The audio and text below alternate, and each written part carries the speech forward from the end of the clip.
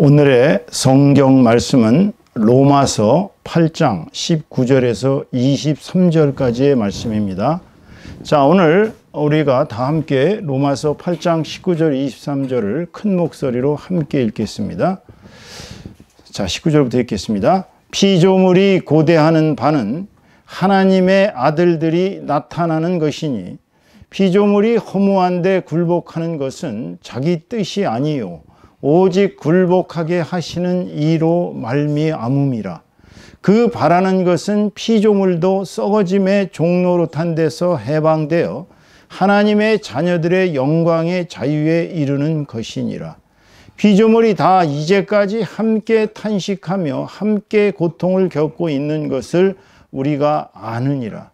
그뿐 아니라 또한 우리 곧 성령의 처음 익은 열매를 받은 우리까지도 속으로 탄식하여 양자될 것 곧 우리 몸의 속량을 기다리느니라. 아멘.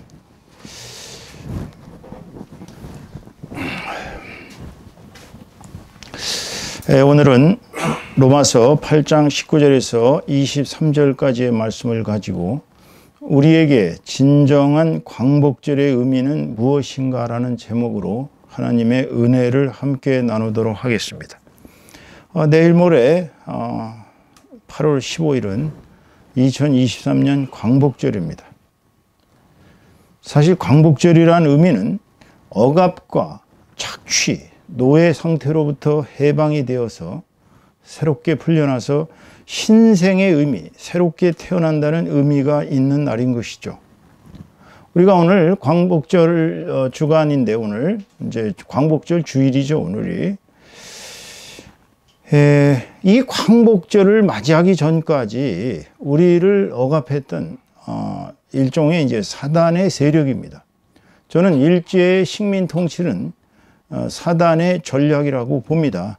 왜 그러냐면 제국주의라는 자체가 아시다시피 그 황제 소위 통치자를 중심으로 한 그 세력들이 자기의 영토를 무력으로 강압적으로 확보해서 식민 통치를 하는 것을 우리가 제국주의라고 하거든요. 그 일제, 즉 일본 제국주의자들의 식민 통치는 근본적으로 마귀의 전략이었습니다. 우리가 일제의 간악함을 살펴본다면 1853년부터 일본에서 정한론, 즉 일본의 입장에서 한국을 정복한다, 조선을 정복한다라는 정한론이 등장했습니다. 이 정한론을 제국주의자들인 군국주의자들이 이것을 받아들여 가지고 지금 당시에 이른바 막부의 정권을 무너뜨리고 천황을 중심으로 하는 이른바 새로운 일본을 건설하자는 파들, 이제 존왕파들이죠. 이른바 이제 천황 중심주의자들입니다. 이들은 군국주의로 치달을 수밖에 없었어요. 그래서 나라를 전부 다 병영 체제로 만들면서 이제 일본 내부의 그 복잡한 모순, 즉 그동안 막부에서 행해왔던 모든 모순들이 일거에 해결될 수 있는 길은 그것은 이른바 정한론이었습니다. 한국을 정복한다는 거예요. 그래서 이제 대외 전쟁을 통해서 제국주의적으로 팽창을 하자. 그래서 이제 진화 대륙까지도 먹어버리자. 막 이런 식으로 이제 중국 땅을 침략하기 위한 병참 기지로서의 조선을 생각했던 것이죠. 그러니까 조선을 먹어서 조선 땅을 일종의 침략 기지, 병참 기지로 삼아서 중국 대륙까지 노리는 그러한 그들 나름대로는 아주 흔쾌한 장대한 계획으로 조선 침략을 시작했던 것이죠. 그들이 했던 것은 첫 번째로 조선인들의 모든 경제적 토대를 빼앗는 것입니다. 그리고 모든 물자를 약탈하는 것이에요.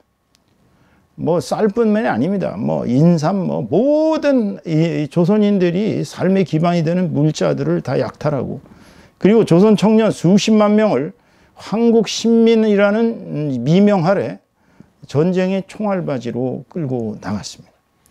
그래서 모든 전쟁에는 이제 한국인들이라는 그 젊은 청년들이 총알바지가 된 거예요.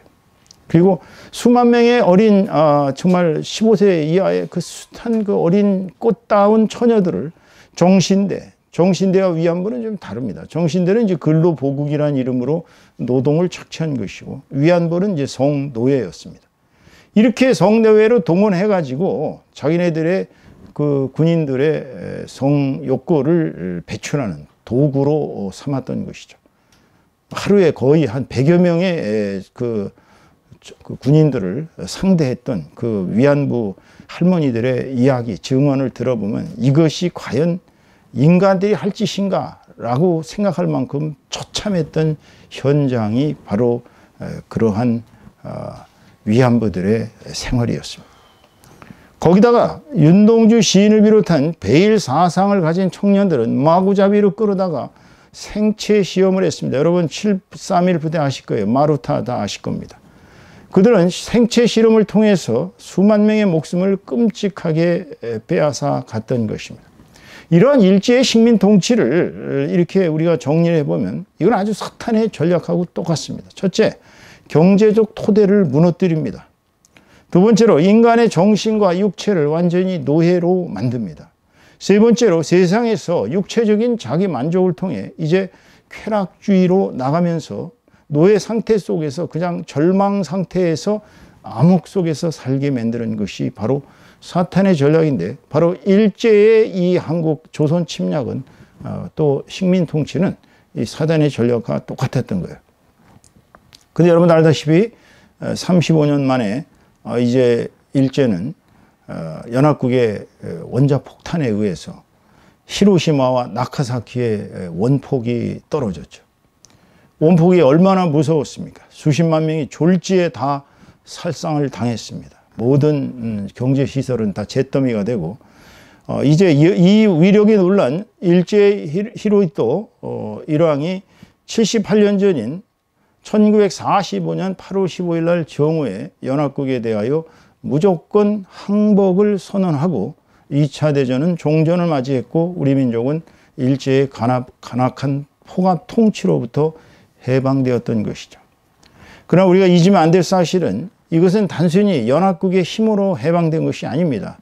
우리 조상들은 조선 말의 의병부터 시작해서 이제 상해 임시정부 시절 우리 선조들은 정말 수십만 명이 의병들이 죽었고요. 그 뒤로도 계속 일제에 저항해서 테러와 또 광복군의 전쟁 수행과 나중에는 결국 연합국과 광복군이 동시에 이 조선에 진주하는 그런 정말 훌륭한 계획을 세웠는데, 1945년 8월 15일 날 항복을 하면서 우리 광복군이 조선 반도를 빼앗기게 되는, 어찌 본다면 미국과 일본에 의해서, 미국과 러시아에 의해서, 당시 소련이죠. 소련에 의해서 나라가 분단되는 비극을 맞이하게 되었던 것입니다. 그렇다면 오늘 광복절을 맞아서 우리가 광복이란 뭐냐? 이 광복이라는 의미를 사전을 찾아보면 네이버 사전에서는 빼앗긴 주권을 도로 찾음 이렇게 나와 있습니다. 여기서 주권이라는 것은 이제 광복에 아마 광이 주권으로 해석했던 것 같아요. 그러나 원래 의미의 광복은 빛을 회복한다는 의미입니다. 여기서 빛이 뭐냐? 이게 빛이 단순히 나라의 주권일 것인가? 그렇지가 않아요. 이 빛은 나라의 주권뿐만이 아니라 그 나라의 구성원들, 각 개인, 우리들, 각 개인들의 빛, 우리가 빛이 있는 존재, 그 빛이 뭐냐면 바로 우리의 자아실현입니다. 우리가 자아실현을 하고 우리가 광명 속에 자유롭고 행복하게 사는 것, 그게 광복의 진정한 의미예요. 그래서 오늘 광복의 달을 8월을 맞이해서 오늘 이제 우리가 광복절 주일을 맞이해서 크리스찬의 입장에서 진정한 광복의 의미는 무엇인가를 오늘 살펴보도록 하겠습니다. 광복의 첫째 의미는 정신과 육체의 노예 상태로부터 자유인이 되는 것을 의미합니다. 이 자유인이라는 의미를 여러분이 잘 해석하셔야 돼요. 자유인이라고 해서 내 마음대로 캔슬하세요 하면서 그렇게 살아가는 자유인이 아니에요. 여기서 말하는 자유인이라는 의미는 원래 하나님의 백성으로 돌아간다는 것입니다. 시편 126편 1절에서 3절을 보면 이렇게 나와 있습니다. 여호와께서 시온의 포로를 돌려보내실 때에 우리는 꿈꾸는 것 같았도다. 그때 우리 입에는 웃음이 가득하고 우리 혀에는 찬양이 찼었도다. 그때의 문나라 가운데서 말하기를 여호와께서 그들을 위하여 큰 일을 행하셨다 하였도다. 여호와께서 우리를 위하여 큰 일을 행하셨으니 우리는 기쁘도다. 자, 여호와께서 이스라엘 민족을 애굽에서 끌어내셨던 그 상태에도 광복의 의미가 있습니다.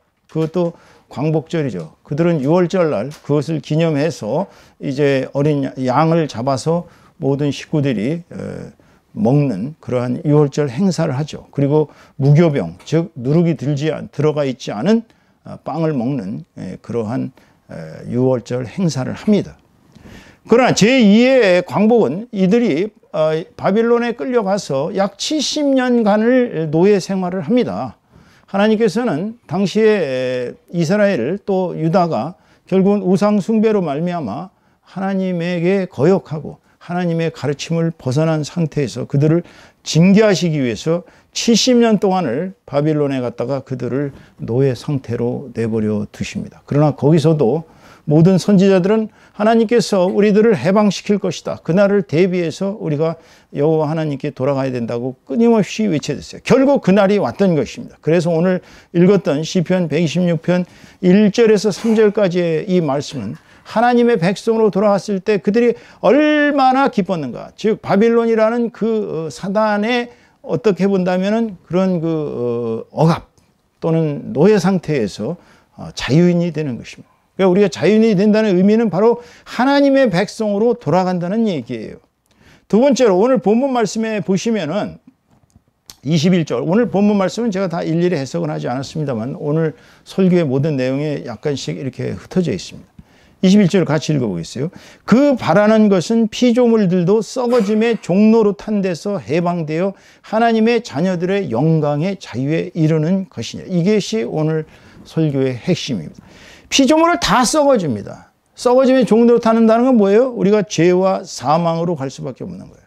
우리는 하루하루 부패해 갑니다. 우리의 육신은, 우리의 세포는 하루하루 죽어갑니다. 결국은 나중에는 우리가 죄와 사망의 길로 갈 수밖에 없는 거예요. 우리는 사단의 종이었습니다. 그런데 거기로부터 해방되어서 하나님의 자녀들의 영광의 자유. 하나님의 자녀들의 영광의 자유는 뭐예요? 영생의 자유입니다. 죽질 않습니다. 하나님의 자녀가 된 사람들은 영원한 생명을 누리게 되고요. 작은 신으로서, 그러니까 예수 그리스도의 그 말씀의 권세에 따라서 그들은 깨끗하게 되어서 이제 영원한 생명의 행복을 누리면서 사는 신적 지위에 올라가는 것입니다. 그것이 영광의 자유예요. 그러니까 광복이라는 것은 바로 이런 썩어짐은 이거를 제가 그리스어로 찾아보니까 푸토라스라고 합니다. 푸토라스는 부패의 의미예요. 부패. 우리가 매일 부패되거든요. 종노릇은 그리스어로 도레이아스, 즉 속박, 구속이란 뜻이에요. 그러니까 우리는 계속 썩어가고 부패하고 또 죄와 사망에서 결국은 우리는 그 사단의 종로로 사는 삶에서 그냥 완전히 벗어나는 거예요. 이게 해방이에요. 이게 광복입니다. 광복의 의미는 두 번째, 즉 멸망당할 수밖에 없는 우리였는데 우리가 영원히 죽지 않는 하나님의 자식들과 같은 영광스러운 자유에 이르는 것이 바로 광복의 의미가 되는 것입니다. 세 번째로 광복은 무지와 목매로부터 진리의 빛, 즉 예수 그리스도를 아는 것이 진정한 광복의 의미라는 사실입니다. 여러분이 진정한 광복을 원하신다면 진리를 아셔야 돼요. 그 진리가 뭐예요? 진리는 바로 예수 그리스도를 아는 것이 진리입니다. 이 세상의 모든 학문과 철학과 사상과 어떠한 것도 절대 진리를 찾을 수가 없어요. 뉴턴의 말을 빌자면 우리는 그저 해안가에 가서 조그만 조개 껍질 예쁜 거 하나 들고서 즐거워하는 그러한 어린아이와 같다고 얘기합니다. 우리가 이 세상의 진리를 무슨 수로 찾겠어요? 과학을 일평생 연구하다 보면 지킬 박사와 하이드 같은 이중적 마귀적 본성에 가는 경우가 많습니다. 여러분 AI를 열심히 연구하죠. 지금 AI가 나중에 어떠한 재앙을 불러올지 아무도 알 수가 없어요. 이 과학이라는 것이 그렇게 위험한 것입니다. 철학이요? 철학 계속한 사람들 보면 나중에 약간 염세주의자들 아니면 거의가 다 자기가 자기의 사고에 취해서 그 마치 거미줄 뭐라 그러나 누에 고치죠. 누에 고치에 갇힌 누에처럼 사상에 갇혀서 철학에 갇혀서 벗어나지를 못합니다. 이게 세상의 학문과 사상은 하나님을 알 수가 없게 돼 있어요. 그런데 우리가 이런 무지와 목매 속에서 살아간다는 것은 사실은 여러분이 지금 내가 얼마나 무지와 목매에서 살고 있는가를 잘 생각을 해보세요. 그건 바로 우리가 우상이라는 동굴 속에서 살아가는 거예요. 우리가 동굴 속에서 살아가면 빛이 안 보입니다. 그러나 이 빛을 바라봤을 때는 눈이 부셔서 그 빛을 못 봅니다. 이거는 플라톤의 우상의 동굴이라는 플라톤의 국가론에 나오는 얘기입니다. 그러니까 이성이라는 것이 바로 그런 우상의 동굴로부터 벗어나서 이성의 환한 빛으로 가는 것이 그리스 사람들은 그게 지혜라고 그랬어요. 그러나 그게 진리가 아니고 지혜가 아니에요. 진리는 그런 이성의 종로로 타면서 이성을 따라 살다가 죄의 종이 되는 것이 아니고 요한복음 8장 32절의 말씀처럼 진리를 알지니 진리가 너희를 자유롭게 하리라 그랬어요. 자, 주님께서 하신 얘기입니다. 여기서 말하는 진리가 뭐예요? 진리는 바로 예수 그리스도를 아는 것이 진리예요. 예수 그리스도 자체가 진리. 진리는 뭡니까? 진리는 로고스예요. 말씀입니다. 그러니까 하나님의 말씀은 예수님이라는 로고스가 있으셨고 태초부터 그 로고스는 결국은 진리의 빛으로 이 세상에 오신 것입니다. 그러니까 성육신하신 예수님 자체를 받아들이는 것, 믿는 것, 그게 진리예요. 그렇기 때문에 바울 사도는 예수 그리스도를 아는 것이 가장 고상한 일이고 우리의 영혼이 광복에 이르는 길이라고 그렇게 말씀을 하셨어요. 빌립보서 3장 7절에서 8절을 보면 그러나 무엇이든지 내게 유익하던 것을 내가 그리스도를 위하여 다 해로 여길 뿐더러 또한 모든 것을 해로 여기면 내 주 그리스도 예수라는 지식이 가장 고상하기 때문이라. 내가 그를 위하여 모든 것을 잃어버리고 배설물로 여기면 그리스도를 얻고 그 안에서 발견되려 함이니 내가 가진 의의는 율법에서 난 것이 아니요 오직 그리스도를 믿음으로 말미암은 것이니 곧 믿음으로 하나님께로부터 난 의라 이렇게 얘기했습니다. 예수 그리스도가 바로 진리입니다. 그러니까 예수 그리스도를 아는 것이 여러분을 자유롭게 합니다. 이 세상의 모든 학문과 모든 과학과 모든 사상, 철학 이 모든 것은 일부분의 진리예요. 그것은 절대의 진리가 아닙니다. 그러나 예수 그리스도라는 생명, 그 빛, 그 로고스, 그 말씀은 바로 진리입니다. 그러니까 예수 그리스도를 아는 것이 진리요. 진리를 알아야 우리가 진정한 의미에서의 무지와 목매로부터 해방되는 것입니다. 그것이 광복의 세 번째 의미예요. 네 번째로 진정한 광복의 의미는 우리가 가난과 궁핍으로부터 벗어나서 모두가 경제적으로 자유로워지는 것입니다. 나만 자유로워지는 것이 아니에요. 내 이웃의 공동체들까지도 경제적으로 자유로워지는 것이 진정한 광복의 의미예요. 사실 우리는 일제의 잔혹한 착취와 노예와 정책으로 말미암아 이미 해방이 되었을 때 우리 민족은 세계 최빈국의 상태였습니다. 그런데도 곧 몇 년 뒤에 5년 뒤에 6.25 전쟁이라는 미중의 끔찍한 동족 상전의 비극을 겪고 200만 명 이상이 죽고 그야말로 이산가족이 1000만 명 이상이 발생했고 전국토와 생산시설은 다 파괴돼서 우리는 아주 처참한 빈민국이 되었습니다. 세계 최고의 빈민국이었어요. 이런 나라가 대한민국이었습니다. 그런데 우리는 그 처참한 가난과 궁핍의 시절을 이겨냈어요. 어떻게 이겨냈어요? 우리는 원래 마을 공동체에서 이 마을이라는 게 우리는 우리입니다. 이게 우리라는 것은 돼지 우리 할 때 우리. 그러니까 우리라는 것은 일종의 공동체예요. 공동체에서 우리로 살았지 나로 살질 않았어요. 우리 민족은. 원래부터 두레가 있었고 품앗이가 있었고 부조가 있었습니다. 이게 얼마나 아름답습니까? 그러니까 우리 민족은 전통적으로 우리라는 공동체를 강조했고 다 하나가 되는 그러한 상부상조의 민족이었는데요. 이게 서구 자본주의가 들어오면서부터 전부 나쁜 놈들만 아주 천민 자본주의가 이 땅을 휩쓸어 가지고 나만 아는 놈들, 즉 나쁜 놈들, 나쁜 문화. 그러니까 나쁘다는 의미는 나만 아는 것을 나쁜 놈이라고 그래요. 나쁜. 예? 그러니까 즉 한마디로 지금 세상은 이기주의로 변했죠. 나만 잘 쓰면 남은 죽이도 뺏어서 내 걸로 만들면 되는 거예요. 남이야 죽든 말든. 이러한 못된 이기주의와 나쁜 영향이 이 영향이 이 사회를 지금 휩쓸고 있지 않습니까? 이거는 진정한 의미에서의 광복이 아니에요. 하나님께서는 원래 우리가 물질적으로 풍요롭게 살도록 축복하시는 분이십니다. 그런데 너만 잘 먹고 잘 살아라, 그게 아니에요. 하나님은 우리가 이웃과 함께 잘 살기를 원하시는 하나님입니다. 그러니까 그런 하나님의 뜻을 따를 때 우리는 진정한 광복을 맞이할 수 있는 거예요. 레위기 23장 22절 보세요. 너희 땅에 곡물을 벨 때에 반 모퉁이까지 다 베지 말며 떨어진 것을 줍지 말고 그것을 가난한 자와 거류민을 위하여 남겨두라. 나는 너희의 하나님 여호와이니라 그랬어요.